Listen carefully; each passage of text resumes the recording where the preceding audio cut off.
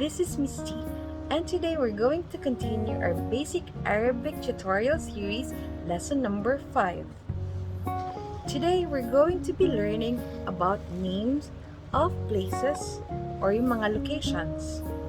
I know guys, you have missed the Arabic tutorial series, so today we're going to continue due to public demand. Public demand talaga.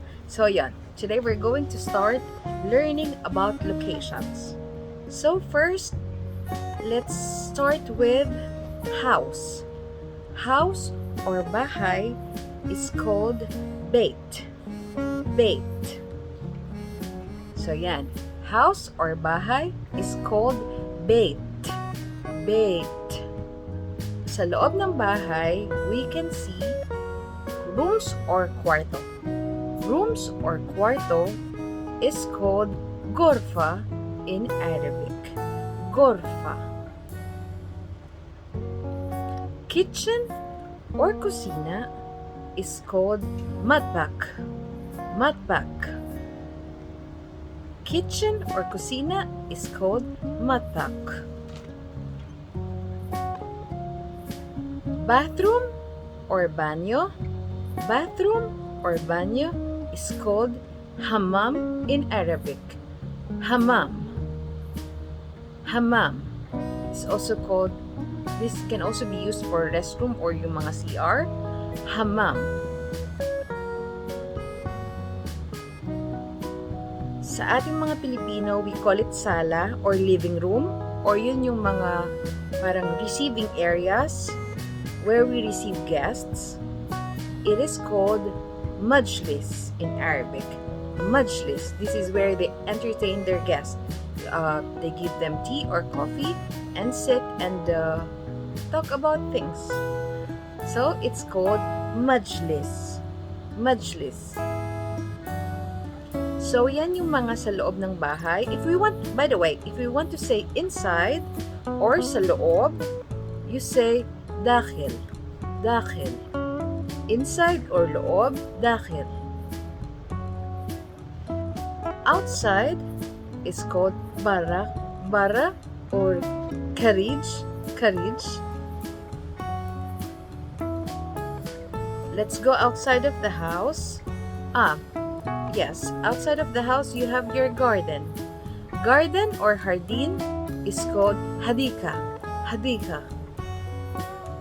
Garden or hardin is called hadika in Arabic. So sa labas ng bahay, we have the road or the street. I think street is called shara. Shara. Street is called shara. Road or kalsada is called tarik. Tarik. Office, when somebody asks you, where are you? You want to say, nasa opisina ako. Opisina is called maktab. Maktab. Office or opisina is called maktab in Arabic. Church or simbahan or temple, pwede, any places for worship is called kanisa. Kanisa. Church or places of worship is called kanisa. Simbahan, kanisa in Arabic. Mosque or mosque, where the Muslims pray and worship. Mosque or mosque is called masjid in Arabic. Masjid.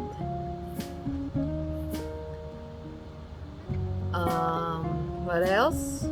School or eskwelahan. School or eskwelahan is called madrasi. Madrasi. School or eskwelahan or paaralan in Arabic is called madrasi. Some dialects say madrasa. Madrasi, it's the same. Hospital or hospital. Hospital or hospital is called mustashfa. Mustashfa. Hospital or hospital in Arabic is called mustashfa. mustashfa.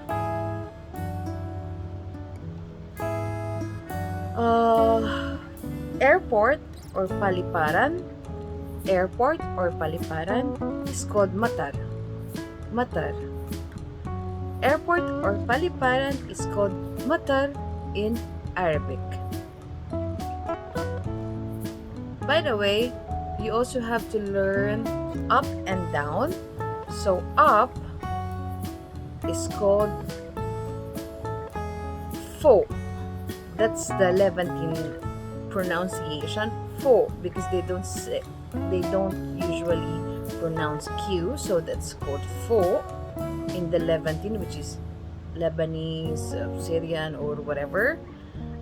But for the non-Levantine countries, they can say folk or fauka. Fo, folk, or fauka, it's the same thing. It means up or taas. Fo, folk, fauka, it means up or itaas. Down or ibaba is called tahat. Tahat. Down or ibaba is called tahat. Tahat in Arabic.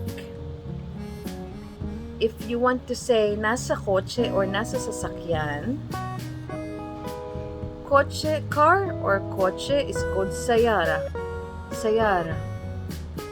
Car or kotse or any sasakyan is called, not any sasakyan. Sasakyan, kotse, vehicle, you say sayara. Sayara. Car or kotse is sayara. Sayara or sayara, sayara, sayara, it's the same in Arabic. Car, kotse, sayara. Restaurant is called matam. Matam. Restaurant is called matam in Arabic.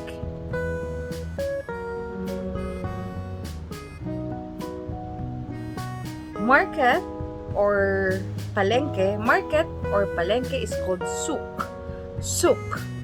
Market or palengke is called souk in Arabic. Market or palengke is called souk in Arabic. Souk. Hotel or yung mga hotel apartments or yung mga bahay tuluyan na binabayaran natin per night. Hotel, motel, apartel is called funduk. Funduk. Hotel, motel, apartel in Arabic is called funduk. Funduk. So there you have it, guys. I hope you learned some new Arabic words today, and I hope you get to practice them, especially for those of you who are based in the Middle East.